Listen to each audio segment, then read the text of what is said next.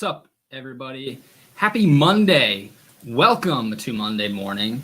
I am 5 minutes early today because I was ready to go. So why not get started, right?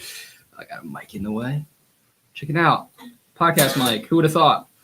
All right, so it is another Monday morning. This is Monday Morning with Myles. And every Monday, we talk about good news, give you some dad jokes.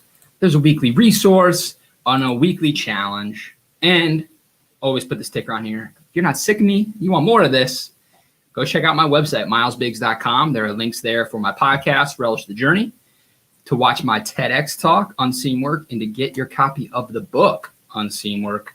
Would love it if y'all did that. So this episode brought to you by this 17-year-old t-shirt I found in my wash. I was like, you know what? I'm going to wear this. Shout out the hometown, Easton Swimming. I was born in 1990, so that means I got this shirt when I was 13, which means it still fits now that I'm 30, which just shows you how chubby I was at 13 and how far I've come, which is what I think of when I wear it. And that's my good news for the day, right? You can always change yourself, but also have fun looking back. So shout out Lehigh Valley, Easton Swimming, 17 years ago. Shirt still fits. I thought that was funny.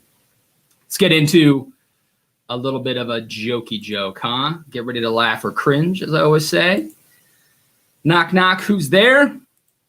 Absolutely no one. My guest canceled on me at the last minute. That's why I was starting early, because you know what? I don't need to wait for a guest. So let me know in the comments, you guys that are tuning in. I see the numbers starting to climb. If you're watching the show, my guest canceled. I don't have a co-host today. If you are feeling brave and you just want to hop in to this live stream without much prep, go ahead and leave a comment. Let me know you're there. Let me know you're watching. Let me know you're up for it, and I can invite you to add you while you're watching. So go ahead and do that if you feel brave enough to do so. We could have some fun. So let's get into the good news. I found a couple more. Since I don't have a guest to fill the time today, there's a couple more good news stories to kick you started. The first one comes to us from somebody we probably all know, Mr. Bob Marley. And I found this really cool story about the way he has handled his music royalties. And what makes it cool is it's freaking Bob Marley, right? I mean, he's a legend. Songs are still being played. Songs are still generating money, right? So I'm going to share my screen, show you this headline. So it teases it here that Bob Marley shared his royalties with a soup kitchen. So he used to sit in a government yard in Trenchtown, he says, in his hometown. And that's where No Woman, No Cry and Wait in Vain, right, originated from, according to this article. So what he did, I'm going to scroll down, you can show more, is that he listed this guy, Vincent Ford, as a songwriter on many of his songs. And what's cool about this is that Vincent Ford wasn't a songwriter. He probably didn't contribute to the songs, but he was listed nonetheless. And that was so money would go to the soup kitchen in Marley's hometown that Vincent Ford ran. And so even after Bob Marley passed, Vincent Ford only passed away in 2008. So for years, money was continuing to flow and support that soup kitchen. And today it is still successful. So instead of putting nobody on it but himself and it just kind of going with his estate or getting caught up in legal battles when Marley passed away, by listing Vincent Ford, he was able to make sure that, you know, his legacy lived on and he could take care of the people in his hometown. It's pretty cool. You don't often know about that kind of stuff or think about it, or listen to music, but every time you guys stream or buy something from Bob Marley, you're supporting the soup kitchen in a way. I thought that was a really cool story. So that's the first one. Hope you guys get a kick out of that. And again, seeing the comments start to come in. But a reminder, my guest canceled last minute. That was my joke. Who's there? No one. The guest canceled. So if you want to be co-host, pop it in the comments and let me know. And we can add you in. It'll be fun. Next guest story comes to us from Washington, D.C. And this is a cool feel-good story around COVID, right? Where the hospitality industry was hit very hard. And a lot of restaurants have struggled to stay open. And this restaurant is interesting in particular because it's fed homeless people. That was part of what it did. It was about to close because it couldn't support itself with the state of the world and coronavirus. So picture the owner here posing, and then you scroll down. You can watch this video. I'll post the link. But what's cool, I want to get to the line of text here. They created a GoFundMe. Basically, he was at his wit's end thinking, you know what, I can't really do it myself anymore. I don't know what to do. So he decided he was going to ask for help from his community. And so he put out a GoFundMe, pretty ambitious goal of $250,000. And they reached $300,000 in donations in just over 1 week. And so they've been able to stay open. They've been able to continue to feed the homeless population there in Washington, D.C. There's the owner once again. And that's just a really cool story about the community giving back, people doing good. Nobody had to donate, right? But they felt drawn to this guy and his mission and wanted to support and do their part to help. And that's just really cool. Which leads us to the next one, a $3,000 beer. How crazy is that, right? A beer normally costs $5. If it's an expensive beer, $6, maybe $7. It's a cheap beer, $1, right? This guy went into a restaurant right before a restaurant was about to close and bought one beer and left a $3,000 tip after the restaurant was voluntarily closing. And so his check came in at $7.02, and he left a tip for $3,000. And the guy ran after him and said, "Hey, I thought it's a mistake," right? I ran after him and said, "No way." And he's like, "Nope." He's just grateful and wanted to say thanks and bless him that way. So I thought that was pretty cool. I certainly don't have $3,000 to leave on a beer tip, but you know what? I can think of worse ways to spend that money if you had it, right? So let me ask you guys this question. This is a crazy good news story. I don't know if it even qualifies as good news, but it's just like crazy news. Would you punch a bear in the face? Think about that one. You might say, "Oh, you're all macho," and say, "Yeah, Myles, I'd punch a bear in the face," right? I don't know. I honestly think I probably wouldn't punch a bear in the face. That'd be scary. But let me give you the context of this news article, right? Maybe if the bear had my son, I'd punch him in the face. I don't know about my dog. I love my dog, but this is pretty crazy. So a California man punched a 350-pound bear in the face to save his dog, Buddy. We'll scroll down and show you a picture of the two. There's the dog. There's the guy. So they're outside, and all of a sudden, there's a bear dragging this guy's dog away. And he said all he thought of in the moment was, "I have to save my baby." This is what this guy said. And so the guy ran and tackled the bear and started punching it in the face until it let go of his dog. Here's a picture. You can see it beaten up in the cone a little bit. But how crazy is that? Bear grabs his dog, and his first instinct isn't to run away, but he goes and tackles a bear and punches him in the face.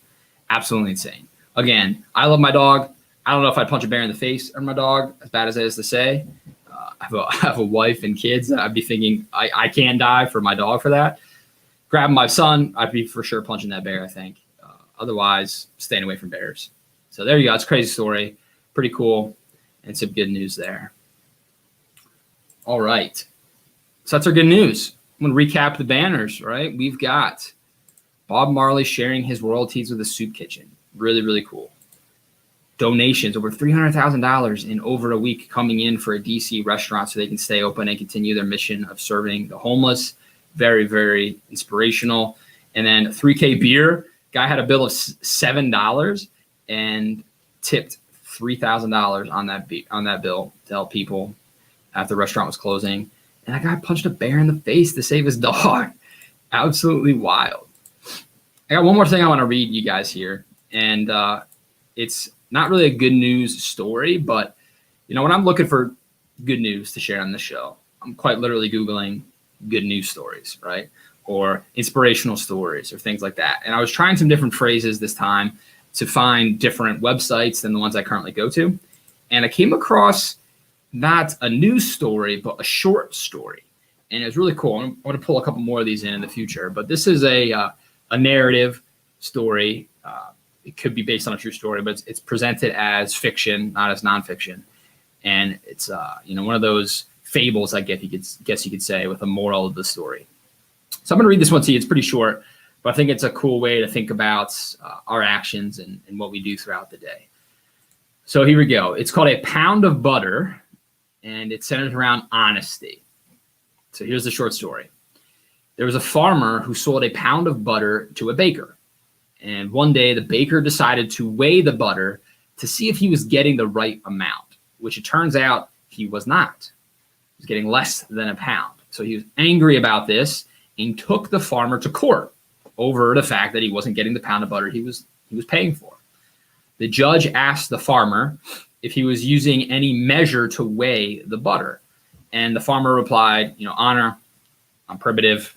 I'm a farmer, right? I don't have all the technology. I don't have a measure, but I do have a scale that I use. And the judge asked him then, well, how do you weigh the butter? And the farmer replied, Your Honor, long before the baker started buying butter from me, I started buying a pound of a loaf of bread from him, a pound of bread. So every day when the baker brings me the bread, I put it on my scale and I give him the same amount of weight in the butter. So if anyone's to be blamed, it's the baker. So that was funny. So moral of the story, right? In life, we get what we give. If we try to cheat others, oftentimes we end up cheating ourselves. So in this short story, this baker's all bent out of shape because he's paying for a pound of butter and not getting it, only to find out that the only reason he's not getting it is because he was shorting the farmer when he was giving him the bread and was giving him less than a pound of bread.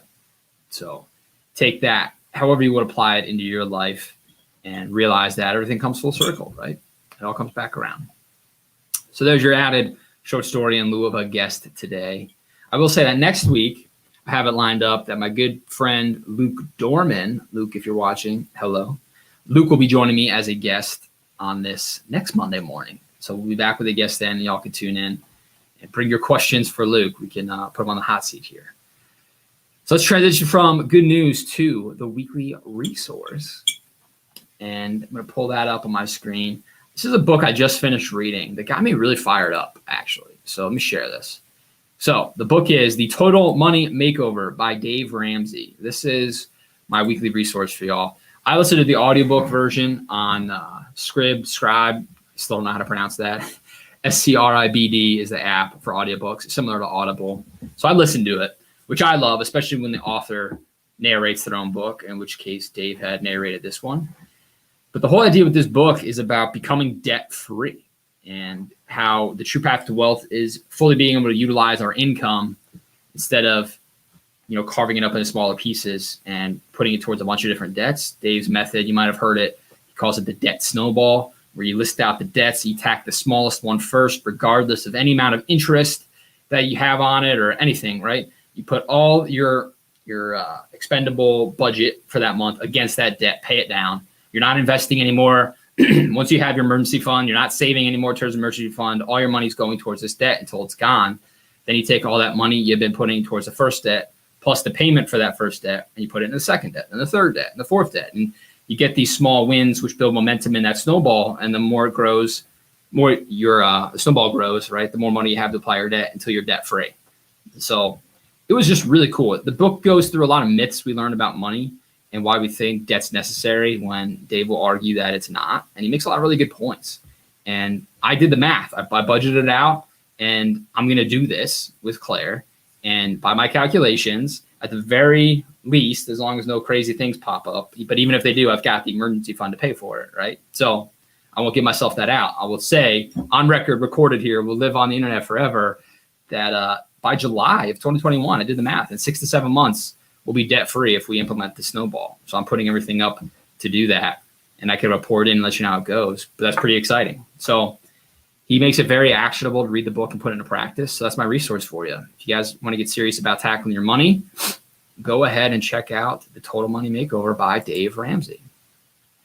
And as always, I leave you with a weekly challenge. And spoiler alert, many times this challenge is for me. I say it's for you, but I sort of challenge myself by putting it out there so that I'm thinking about this stuff too. So past couple weeks, I've been to do something nice for somebody else, to bless somebody in the time of Thanksgiving and getting ready for the Christmas holiday. So hopefully you all have done that. I've tried my best to do that as well with people. But I keep getting so many questions from folks about content creation online, whether it's this live stream or starting a podcast or the TED Talk I gave or writing a book. And a lot of people ask how, right? How do you do it? Where do you start?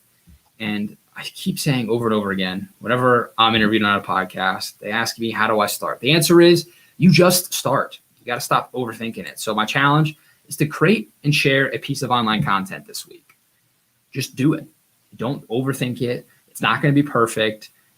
In fact, I would love it if there are mistakes in it. If you got typos in that article, if you stumble over your words in the podcast, right? Still put it out. You got to get over the fact that you're going to make mistakes. And the sooner you realize that mistakes are going to happen, they're just part of it. You got to move past it. The sooner you'll be able to create more and more consistent content, which is the battle, right? You got to get over it. So create and share a piece of online content this week. That is your challenge. So that's all I got for you guys.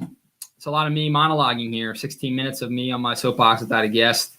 Sometimes cancellations happen, but I appreciate y'all that did watch and tune in. Thank you for being here on another Monday morning.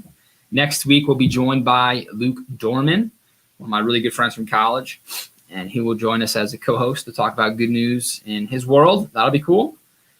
Some other reminders, right? If you guys, like I said in the beginning, if you like this show, you can check out my podcast, Relish the Journey.